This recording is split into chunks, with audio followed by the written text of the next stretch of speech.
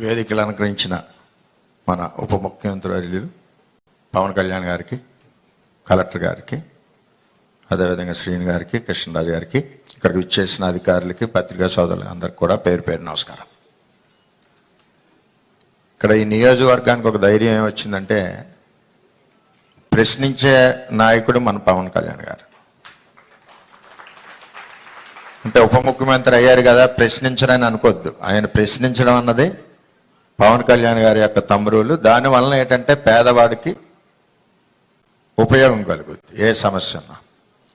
మరి రాష్ట్రంలో ఓటు చేయకూడదని ఒక పిలుపుతో ఈ రాష్ట్ర భవిష్యత్తునే మార్చిన నాయకులు పవన్ కళ్యాణ్ గారు, చంద్రబాబు నాయుడు గారు. మరి ఈరోజు రాష్ట్ర పరిస్థితి, ఆర్థిక పరిస్థితి మనం చూస్తూ ఉన్నాం. మొన్నే రివ్యూ చేస్తే రూరల్ డెవలప్మెంట్లో 2000 కోట్లకి సమాధానం లేదు మన కళ్యాణ్ గారు రివ్యూ చేసినప్పుడు. అంత దారుణమైన పరిస్థితుల్లో రాష్ట్రం ఉంది. ఇప్పుడు ఈ రాష్ట్రాన్ని ముందుకు నడిపించాలని ఒక బాధ్యతతో మరి కళ్యాణ్ గారు, చంద్రబాబు నాయుడు గారు పనిచేస్తూ ఉన్నారు. పవన్ కళ్యాణ్ గారికి మన అదృష్టం ఏంటంటే రూరల్ డెవలప్మెంటు, వాటర్ వర్క్స్, అదేవిధంగా పంచాయతీరాజు ఈ రావడం నిజంగా మన నియోజకవర్గానికి అదృష్టం. అలాగే కళ్యాణ్ గారు ఎలక్షన్లో బాగా దగ్గరగా చూశారు మత్స్యకార గ్రామాలు. మంచినీళ్ళు లేక చాలామంది ఆడపడుచులు సార్ని అడిగారు, అది సార్ గుండెల్లో కూడా ఉంది. మరి ఈ విధంగా మన అదృష్టం ఏంటంటే పోర్ట్ఫోలియోలు మన కళ్యాణ్ గారి చేతిలోనే ఉన్నాయి. గ్రామాలు డ్రైన్లు కానీ, రోడ్లు కానీ ఆశతో చూస్తూ ఉన్నాయి. ముఖ్యంగా ఆడపడుచులందరూ ఆశతో చూస్తూ ఉన్నారు. వీటన్నిటి మీద మనకి చాలా మేలు జరుగుద్దని ఒక ఆలోచనతో ఉన్నాం.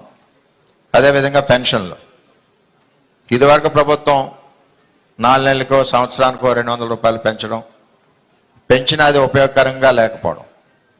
మరి ఒకేసారి నిర్ణయం తీసుకున్నారు, 3వ సంతకంగా 1000 రూపాయలు కూడా ఒకేసారి ఆర్థిక ఇబ్బందుల్లో పెంచడం అంటే పేదవాడి మీద ఎంత అభిమానం ఉందన్నది మనం తెలుసుకోవాలి.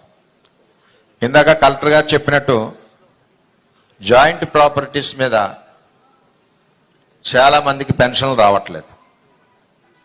రెండవది, భర్త డైవర్స్ ఇవ్వకుండా కనపడకుండా పోయిన వాళ్ళు చాలామంది నియోజకవర్గంలో ఒక 100 మంది పైన ఉన్నారు నా దృష్టిలో. వాటి మీద కూడా ఒక నిర్ణయం తీసుకోవాల్సిన బాధ్యత ఉంది. ఎంచేతంటే భర్త రావట్లేదు, సర్టిఫికెట్ ఇవ్వడం కుదరట్లేదు, ఒంటరి మహిళలు ఇదివరకు ప్రాక్టీస్ ఉంది కాబట్టి దాన్ని కూడా మన డిప్యూటీ సీఎం గారిని దృష్టిలో పెట్టవలసిందిగా కోరుతా ఉన్నాం.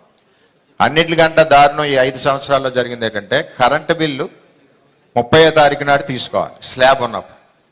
ఆ కరెంటు బిల్ని ఫస్ట్ వీక్ 10వ తారీఖు తీసుకోవడం వల్ల స్లాబ్ లెవెల్ దాటిందని చెప్పి చాలా మందికి పెన్షన్లు కూడా తీసేయడం జరిగింది. ఆ కరెంట్ బిల్స్ కూడా మన గౌరవ కలెక్టర్ గారు 1వ తారీఖు ముందు తీసుకోవడం వలన ఎలిజిబిలిటీ మిస్ అవ్వకుండా ఉంటున్నారు.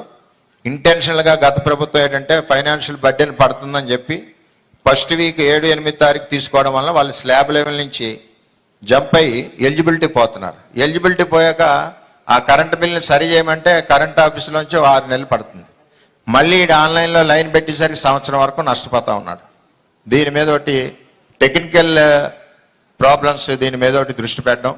అదేవిధంగా అసెస్మెంట్లు, ఇల్లు అసెస్మెంట్లు విపరీతంగా టీపీఓకి ఇష్టం వచ్చినట్టు వేసుకుని వెళ్తున్నారు తప్పితే ఒక రూల్ లేదు. ఇంత స్క్వేర్ ఫీట్కి వేయాలి, ఇంత ఏజ్ హౌస్ ఉంటే వేయాలని చెప్పి ఆలోచన అన్నది లోపించింది 5 సంవత్సరాల్లో కూడా. అలా కూడా పెన్షన్లు నష్టపోతున్నారు.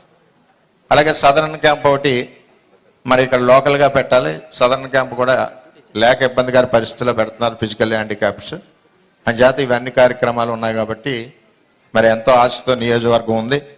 మరి సార్ 3 రోజుల్లో కూడా మరి బ్రహ్మాండంగా అభివృద్ధి కార్యక్రమాలు ముందుకు స్టార్ట్ అవుతాయని చెప్పి తెలియజేసుకుంటూ, ముఖ్యంగా పెన్షనర్స్లో ప్రాబ్లం ఉంటే ఒక team, revenue department, electrical department, municipal కానీ పంచాయతీ డిపార్ట్మెంట్ని ఒక టీం వేసి ఆ ప్రాబ్లం అదే రోజు సార్ట్ అవుట్ అయ్యేలాగా ఉండాలి. లేకపోతే ఇక్కడి నుంచి అక్కడ తిప్పి, అక్కడి నుంచి ఇక్కడ తిప్పి వాళ్ళు కూలి పని మానుకుని వెళ్ళే పరిస్థితి ఉండదు. కాబట్టి పెన్షనర్స్కి మేలు చేయాలని చెప్పి అందరినీ, ప్రతి ఒక్కరిని కోరుకుంటూ మరి అవకాశం ఇచ్చిన అందరికీ పేరు పేరున ధన్యవాదాలు తెలియజేసుకుంటూ సెలవు తీసుకుంటాం. Thank you sir. ఇప్పుడు శ్రీ కృష్ణరాజు గారు